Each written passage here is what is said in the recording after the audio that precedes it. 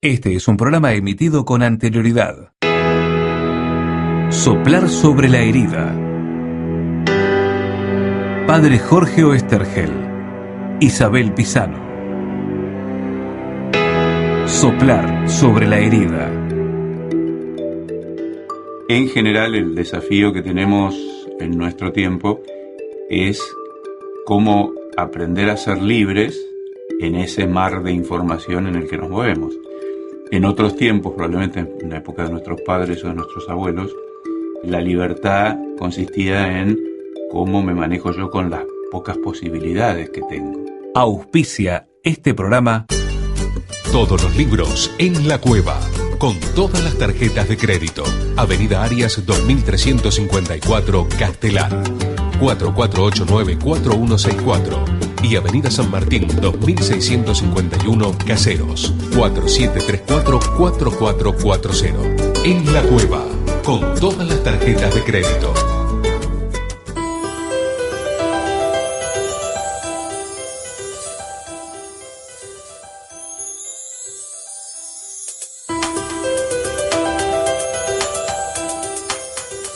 Hola, ¿qué tal? ¿Cómo les va? Estamos nuevamente compartiendo Soplar sobre la herida. ¿Cómo estás, Isa?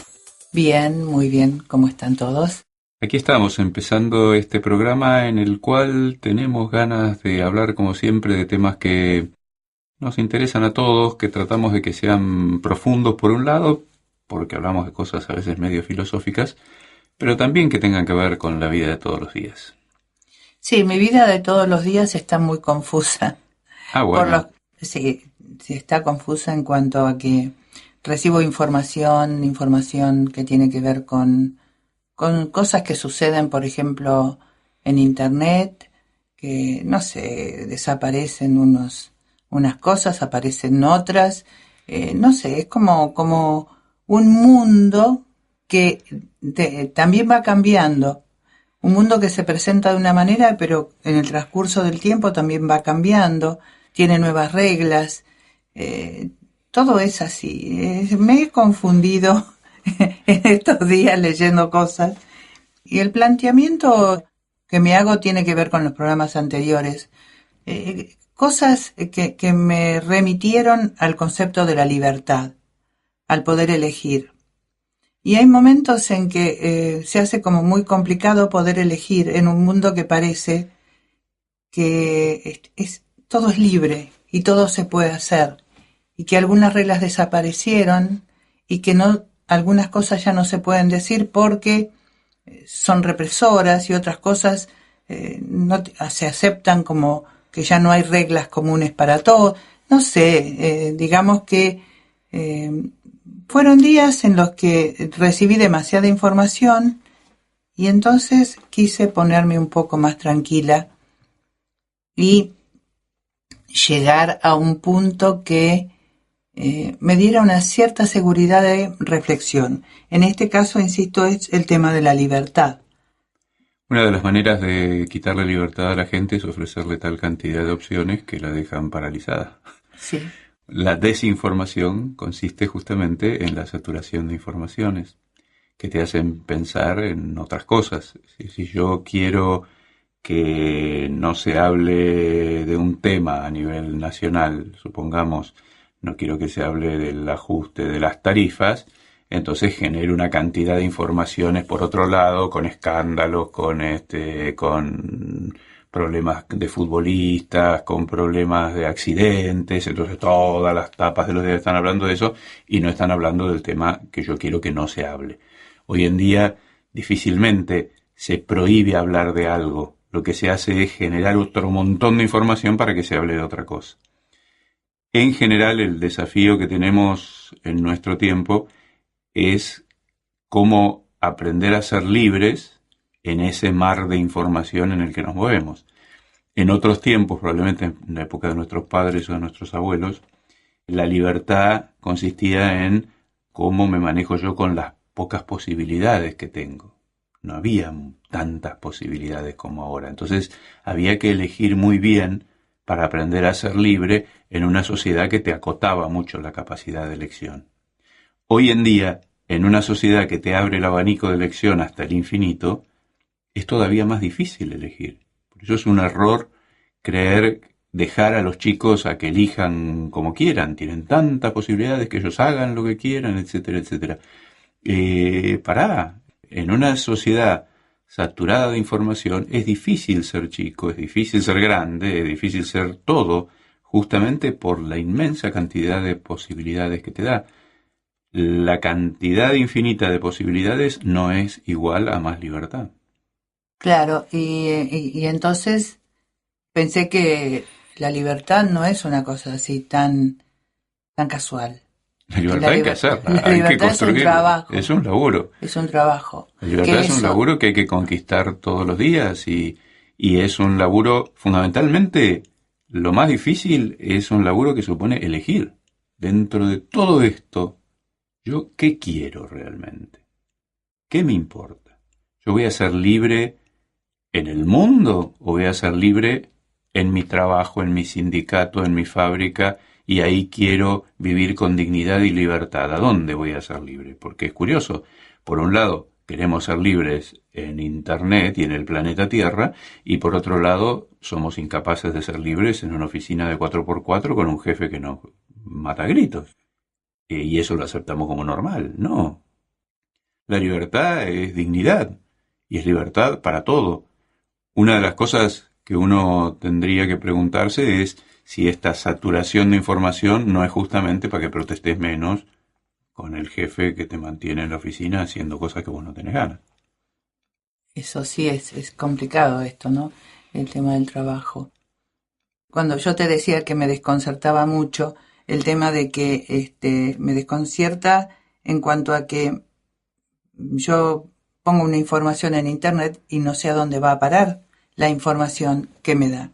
Y se va a parar a algún lado en mi equipo y en mi disco rígido, pero de ahí va a partir a alguna parte. Y decías con sentido común que eso es un riesgo, pero mucho más riesgo es este compromiso o esta tarea o este estar cara a cara con los demás. Yo pongo muchísimas cosas en Internet, no sé a dónde van, no sé para qué las usan, ni me interesa. Yo sé que son buenas, que las pongo con buena onda, que no pongo nada de lo cual yo no pueda responder, no tengo nada que ocultar. La verdad, no tengo nada que ocultar. Ajá. Creo que el problema de poner cosas en Internet y quedarte pensando qué van a hacer con eso es porque son cosas que uno tiene ganas de ocultar, entonces no las pongas. Uno no tiene que poner en Internet nada que quiere ocultar, porque Internet es público. ¿Qué van a hacer con mis datos y todo eso? ¿Qué sé yo lo que van a hacer con mis datos? Tampoco sé lo que hacen con mis datos cuando hablo por teléfono, tampoco sé lo que hacen con mis datos en el banco, ni cada vez que firmo una tarjeta de crédito, de débito, de lo que fuera. No se puede vivir paranoico con esas cosas. Me preocupa mucho más es cómo soy libre en los espacios de trabajo y en los espacios a donde yo tengo que interactuar todos los días con gente. Me preocuparía no ser libre en la parroquia, yo que soy cura y que trabajo con gente en la parroquia. Me preocuparía no sentirme libre con mis amigos.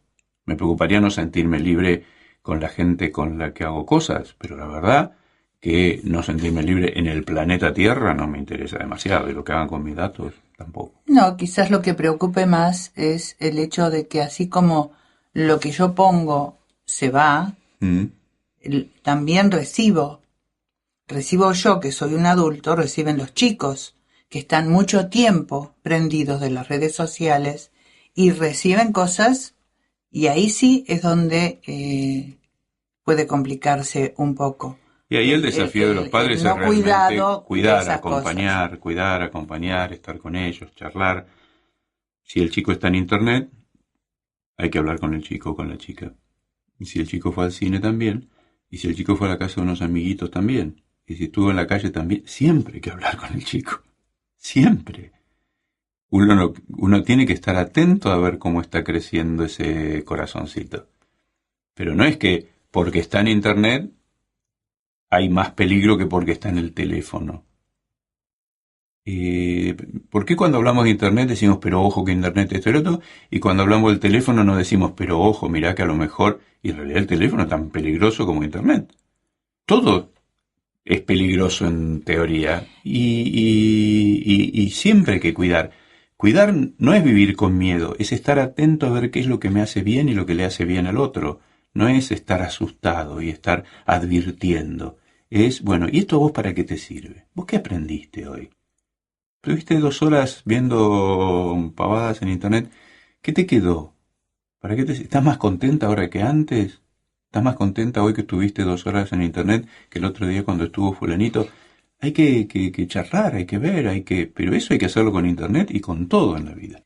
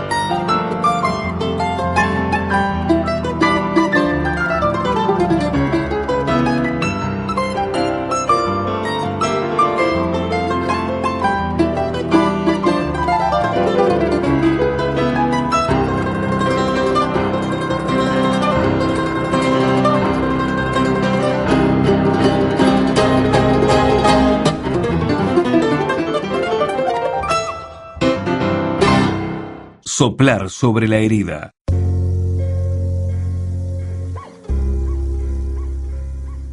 Voy a leer un fragmento de una novela que fue muy famosa y de vez en cuando uno la menciona, que se llama 1984, el autor es George Orwell, un inglés que nació en 1903, que estuvo muy comprometido socialmente y muy crítico del colonialismo inglés, y bueno, estuvo metido en un montón de cosas. Pero en este caso plantea un tema que parece un poco opresivo, pero me pareció interesante traerlo. Entonces el libro es 1984 de George Orwell, primera parte. Era un día luminoso y frío de abril, y los relojes daban las 13.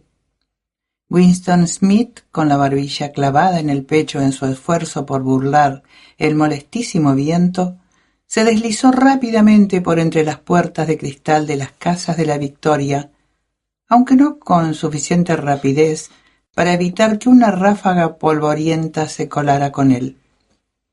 El vestíbulo olía a legumbres cocidas y a esteras viejas.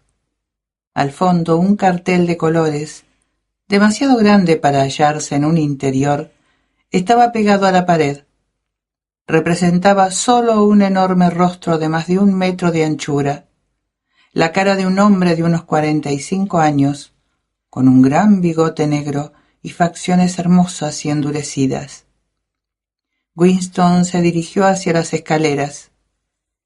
Era inútil intentar subir en el ascensor, no funcionaba con frecuencia y en esta época la corriente se cortaba durante las horas del día. Esto era parte de las restricciones con que se preparaba la semana del odio. Winston tenía que subir a un 7º piso. Con sus 39 años y una úlcera de varices por encima del tobillo derecho, subió lentamente, descansando varias veces. En cada descanso, frente a la puerta del ascensor, el cartelón del enorme rostro miraba desde el muro. Era uno de esos dibujos realizados de tal manera que los ojos le siguen a uno donde quiera que esté. El gran hermano te vigila, decían las palabras al pie. Dentro del piso una voz llena leía una lista de números que tenían algo que ver con la producción de lingotes de hierro. La voz salía de una placa oblonga de metal, una especie de espejo empañado que formaba parte de la superficie de la pared situada a la derecha. Winston hizo funcionar su regulador y la voz disminuyó de volumen, aunque las palabras seguían distinguiéndose. El instrumento, llamado telepantalla, podía ser amortiguado, pero no había manera de cerrarlo del todo. Winston fue hacia la ventana. Una figura, pequeña y frágil, cuya delgadez resultaba realzada por el mono azul, uniforme del partido. Tenía el cabello muy rubio, una cara sanguínea y la piel embastecida por un jabón malo, las romas hojas de afeitar y el frío de un invierno que acababa de terminar. Afuera, incluso a través de los ventanales cerrados, el mundo parecía frío. Calle abajo se formaban pequeños torbellinos de viento y polvo.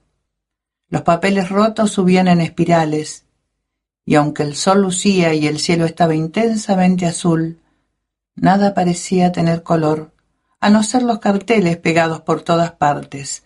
El gran hermano te vigila, decían las grandes letras, mientras los sombríos ojos miraban fijamente a los de Winston. En la calle, en línea vertical con aquel, había otro cartel roto por un pico, que flameaba espasmódicamente, azotado por el viento. A lo lejos, un autogiro pasaba entre los tejados, se quedaba un instante colgado en el aire, y luego se lanzaba otra vez en un vuelo curvo. Era de la patrulla de policía encargada de vigilar a la gente a través de los balcones y ventanas. Sin embargo, las patrullas eran lo de menos. Lo que importaba verdaderamente era la policía del pensamiento. A la espalda de Winston, La voz de la telepantalla seguía murmurando datos sobre el hierro y el cumplimiento del 9º plan trienal. La telepantalla recibía y transmitía simultáneamente. Cualquier sonido que hiciera Winston superior a un susurro era captado por el aparato. Además, mientras permaneciera dentro del radio de visión de la placa de metal, podía ser visto a la vez que oído. Por supuesto, no había manera de saber si le contemplaban a uno en un momento dado. Lo único posible era figurarse la frecuencia y el plan que empleaba la policía del pensamiento para controlar un hilo privado. Incluso se concebía que los vigilaran a todos a la vez. Pero, desde luego, podían intervenir su línea de usted cada vez que se les antojara. Tenía usted que vivir, y en esto el hábito se convertía en un instinto, con la seguridad de que cualquier sonido emitido por usted sería registrado y escuchado por alguien y que, excepto en la oscuridad, todos sus movimientos serían observados. Winston se mantuvo de espaldas a la telepantalla. Así era más seguro, aunque, como él sabía muy bien, incluso una espalda podía ser reveladora. A 1 kilómetro de distancia, el Ministerio de la Verdad, donde trabajaba Winston, se elevaba inmenso y blanco sobre el sombrío paisaje. «Esto es Londres», pensó con una sensación vaga de disgusto. Londres, principal ciudad de la franja aérea número 1, que era a su vez la tercera de las provincias más pobladas de Oceanía. Trató de exprimirse de la memoria algún recuerdo infantil que le dijera si Londres había sido siempre así. Hubo siempre estas visitas de decrépitas casas decimonónicas con los costados revestidos de madera, las ventanas tapadas con cartón, los techos remendados con planchas de zinc y trozos sueltos de tapias de antiguos jardines, y los lugares bombardeados, cuyos restos de yeso y cemento revoloteaban, pulverizados en el aire, y el césped amontonado, y los lugares donde las bombas habían abierto claros de mayor extensión y habían surgido en ellos sórdidas colonias de chozas de madera que parecían gallineros. Pero era inútil. No podía recordar, nada le quedaba de su infancia, excepto una serie de cuadros brillantemente iluminados y sin fondo, que en su mayoría le resultaban ininteligibles. El Ministerio de la Verdad, que en neolengua, el idioma oficial de Oceanía, se llamaba el Miniver, era diferente, hasta un extremo asombroso, de cualquier otro objeto que se presentara a la vista. Era una enorme estructura piramidal de cemento armado, blanco y reluciente, que se elevaba terraza tras terraza a unos 300 metros en el aire. Desde donde Winston se hallaba podían leerse, adheridos sobre su blanca fachada en letras de forma elegante, las 3 consignas del partido. La guerra es la paz, la libertad es la esclavitud, la ignorancia es la fuerza. Se decía que el Ministerio de la Verdad tenía 3.000 habitaciones sobre el nivel del suelo y las correspondientes ramificaciones en el subsuelo. En Londres solo habían otros 3 edificios del mismo aspecto y tamaño. Estos aplastaban de tal manera la arquitectura de los alrededores que desde el techo de la Casa de las Victorias se podía distinguir a la vez los 4 edificios. En ellos estaban instalados los 4 ministerios entre los cuales se dividía todo el sistema gubernamental. El Ministerio de la Verdad, el Ministerio de la Paz, el Ministerio del Amor y el Ministerio de la Abundancia, al que correspondían los asuntos económicos. Es un fragmentito de 1984 de George Orwell, este escritor que murió en 1950. Este libro, según la información que tengo, lo escribió en 1949.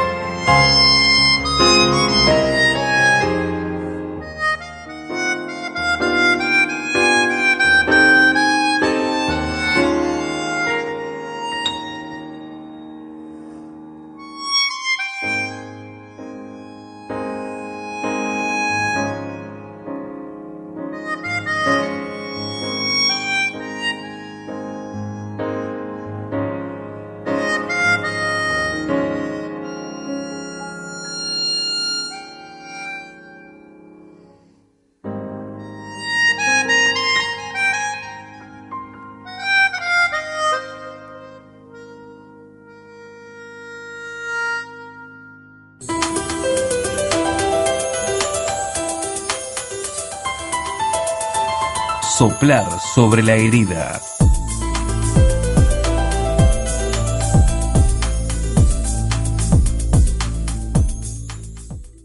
Este es un programa emitido con anterioridad.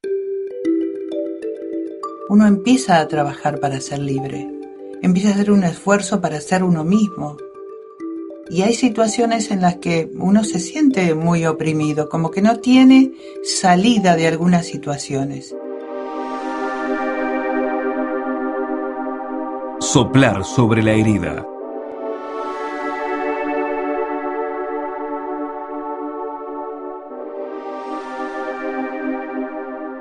En el texto que acabamos de escuchar, el Gran Hermano, y la palabra se hace famosa porque el programa El Gran Hermano justamente surge de esto, ¿no? De generar artificiosamente una situación en televisión en la que las personas están siendo observadas permanentemente.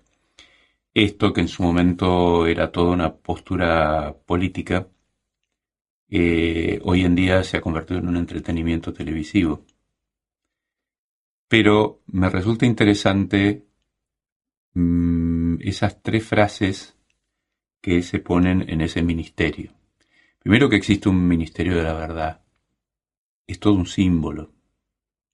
Todo un símbolo que después se va a plasmar no en ministerios, por ahora, pero sí en lugares del poder que son los que deciden cuál es la verdad. Lugares del poder internacional y poder nacional, en donde hay personas que definen lo que es la verdad desde el poder. Cosa absolutamente revolucionaria y única.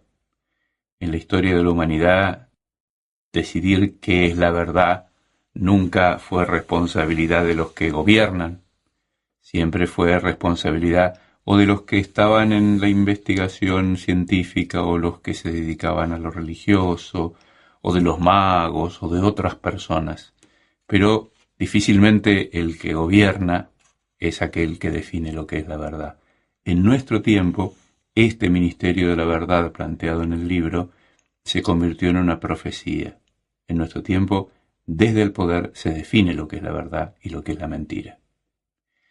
Y es muy interesante este tema de las frases. La guerra, ¿cómo eran las frases? Vos tenés mejor memoria. La guerra es la paz. La guerra es la paz. La libertad es la esclavitud. La libertad es la esclavitud. Y la ignorancia es la verdad. Es cuestión de afirmar cosas, y en esa afirmación ya se marca todo un camino de discusión. Si nosotros decimos la guerra es la paz, empezamos todos a discutir, ¿será la paz la guerra? ¿La guerra es la paz? No, no es la guerra. ¿Qué quiere decir la guerra? ¿Qué quiere decir la paz? Eso es otro ejemplo de desinformación y de pensamiento único. Se decide a partir de un eslogan qué es lo que vos tenés que discutir. Y con esas frases se van marcando caminos de supuesta reflexión, que no es reflexión, porque no es una reflexión sobre la realidad, es una reflexión sobre la frase. Entonces, yo no estoy discutiendo sobre cómo está la gente y sobre si tiene o no tiene que haber un pensamiento único. Estoy discutiendo sobre frases. Y esto me parece interesante, aunque parezca de una mirada primera que no tiene nada que ver. Estoy hablando demasiado, ahora te dejo. No. Porque me acuerdo de Facebook. Ajá. Facebook está de moda desde el principio, y creo que aumenta, el poner frasecitas. Y sí. Frasecitas que van desde frasecitas sobre cómo hay que cuidar a un perro, hasta cómo hay que cuidar a un viejo, hasta las definiciones sobre la libertad, la felicidad, el atardecer, la mañana, pero frasecitas. Frases que nos hacen sentir bien. Normalmente son ese tipo, por lo menos las que recibo yo, y habrá de las otras. Y frases que nos invitan a hablar y a pensar en las frases. Pero lo importante no son las frases, por Dios. Lo importante es lo que pasa. Lo que importa es cómo estamos. Decir, la esperanza es algo que se renueva todas las mañanas. Ah, qué lindo, sí, la esperanza es algo que se renueva todas las mañanas. Pero no dije nada. Lo importante es lo que pasa, no las frasecitas que digo. Hay una tendencia, justamente en una sociedad saturada de información y que se escapa de la realidad, a convertir todo en frases y a discutir sobre las frases y nunca discutir sobre lo que pasa. Qué interesante lo de las frases, porque me acordé de varias cosas, de varias frases.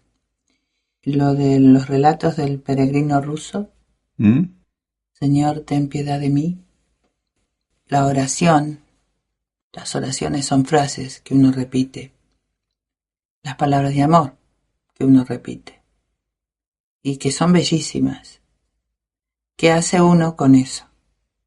Las repite o las piensa cada vez y las medita y les va dando sentido. Las piensa, las medita, les va dando sentido cada vez que las dice, porque si no se hace muy mecánico. Y con las frases, vos decías lo de la esperanza, y hay algunas que son bellísimas.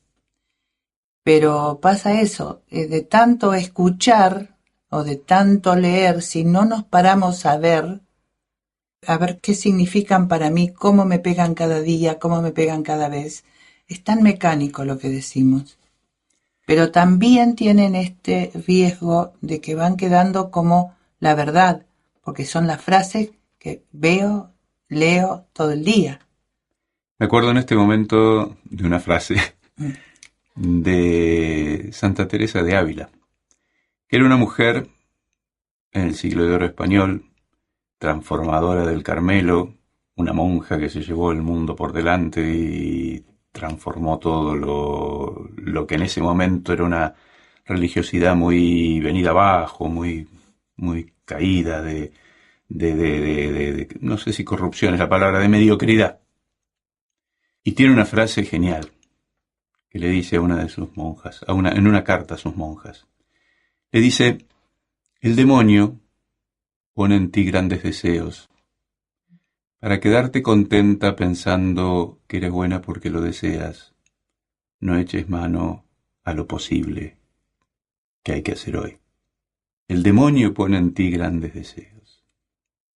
Decir grandes frases y decir la mañana es un canto de esperanza es una manera de sentir que soy un genio porque veo que la mañana es un canto de esperanza, un gran deseo, pero si me aleja de lo que realmente tengo que hacer para que esa mañana sea un canto de esperanza, si hace que yo me crea bueno porque lo deseo, uno no es bueno porque desea el bien, uno es bueno porque lo hace.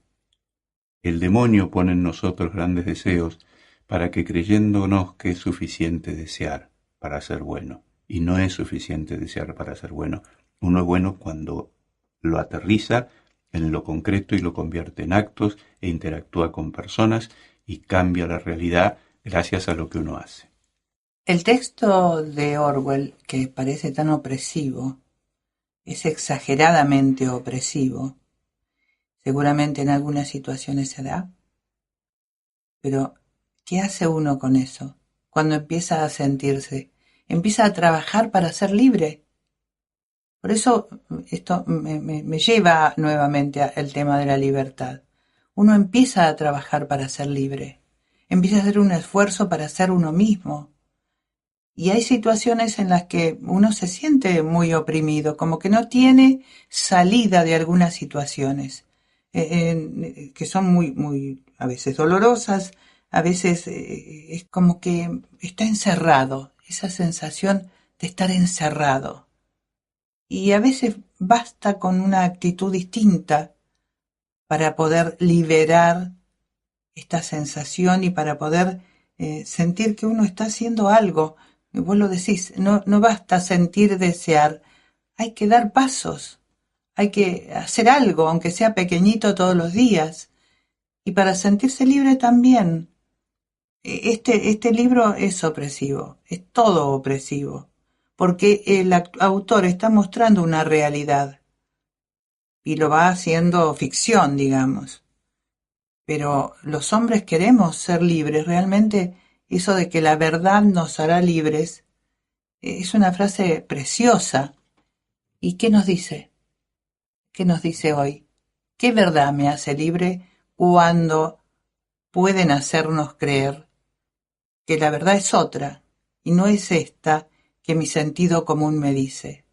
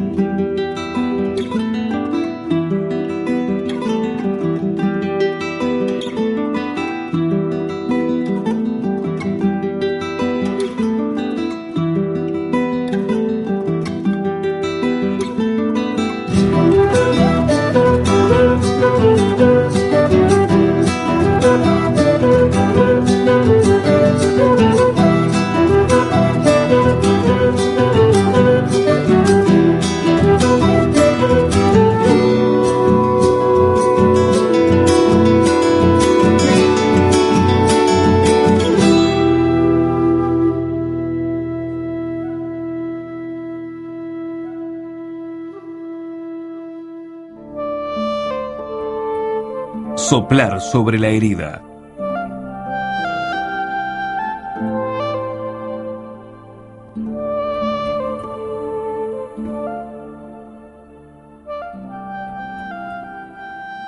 En este último bloque siempre tomamos alguna frase del Evangelio o de la Sagrada Escritura.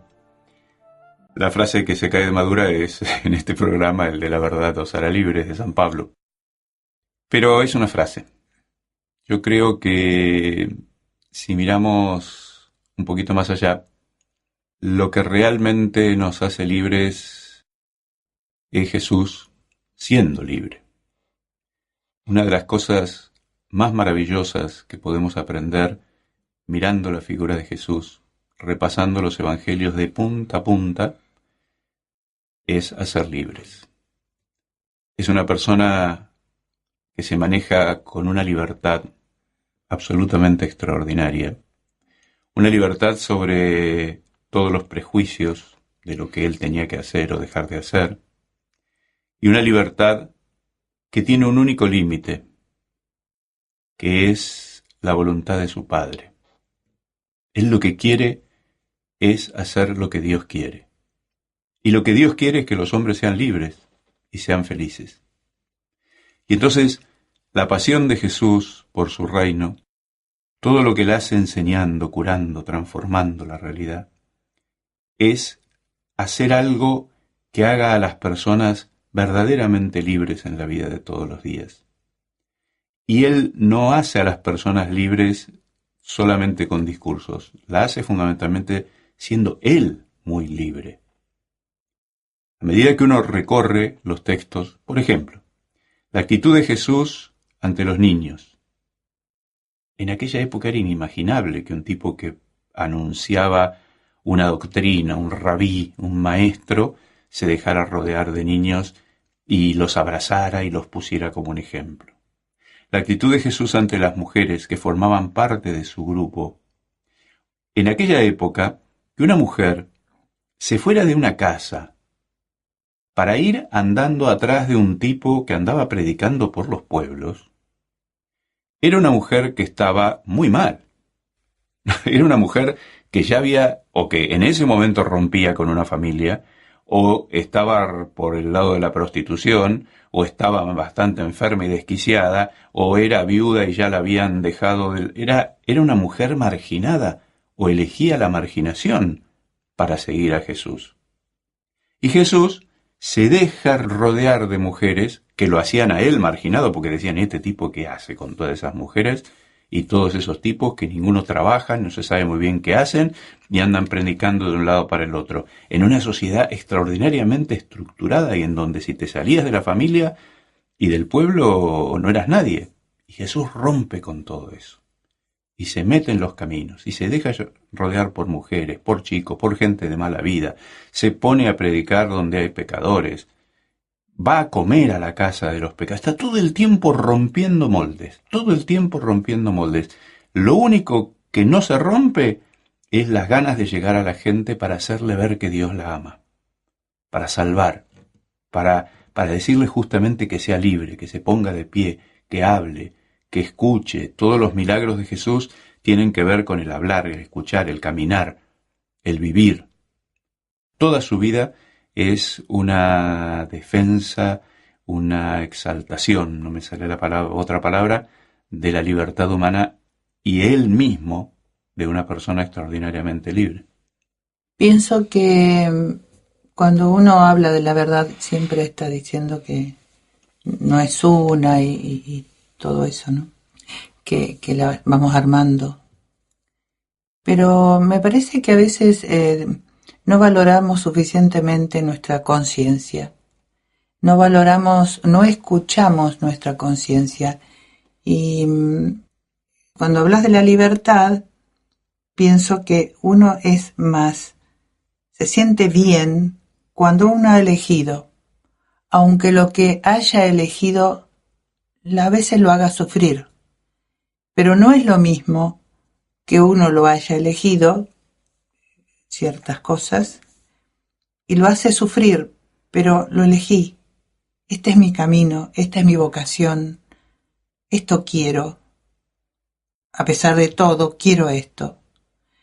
Entonces, a veces no nos escuchamos suficientemente y no nos escuchamos honestamente.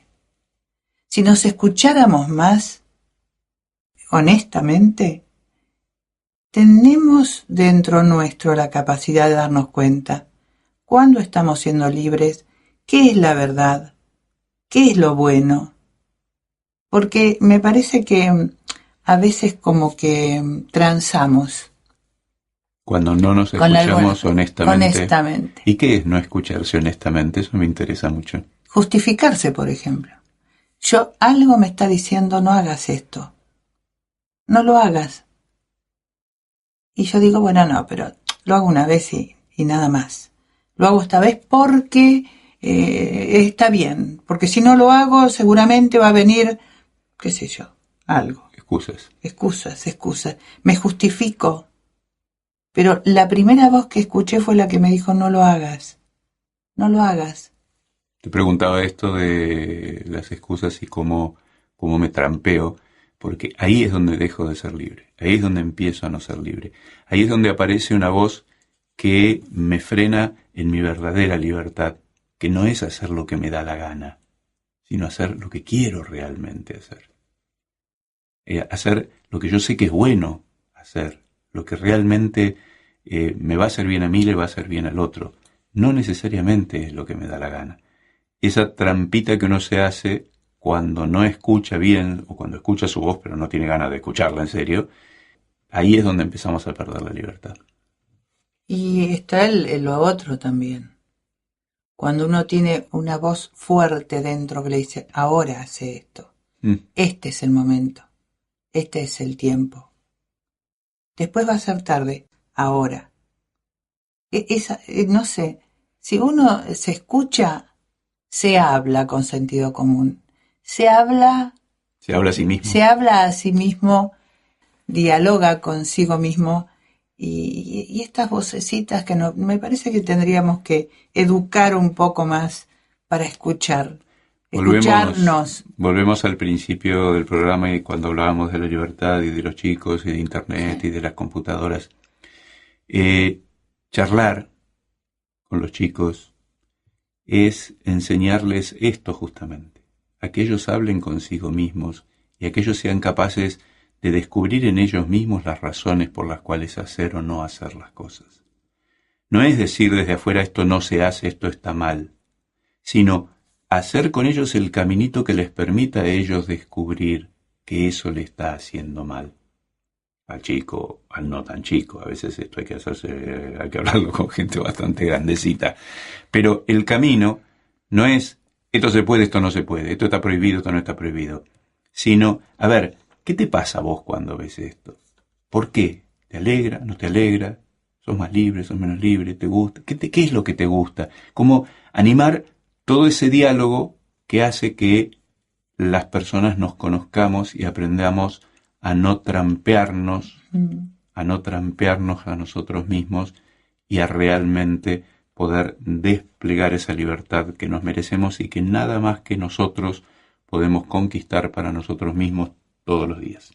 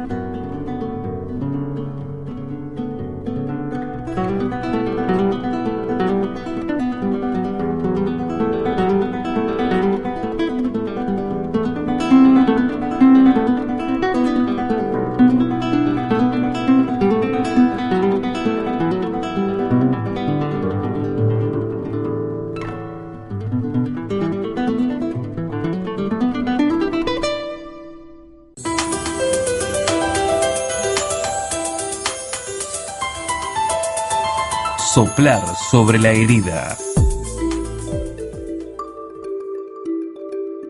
Nos vamos, estamos terminando un nuevo programa de Soplar sobre la herida. Gracias, Isa, hemos tenido una charla muy linda y ojalá que nos sirva para ser un poquito más libres todos los días. Muchísimas gracias a todos por acompañarnos y sí, siempre cuando uno está confuso, poder compartir la confusión con otros ayuda. Los otros tienen una mirada diferente, un sentimiento diferente. Compartir la confusión ayuda a aclarar todo, en general. Muchas gracias nuevamente. Los esperamos para el próximo programa de Soplar sobre la herida. Soplar sobre la herida. Hacemos soplar sobre la herida Padre Jorge Oesterhel, Isabel Pisano. Edición Enrique Di Masi.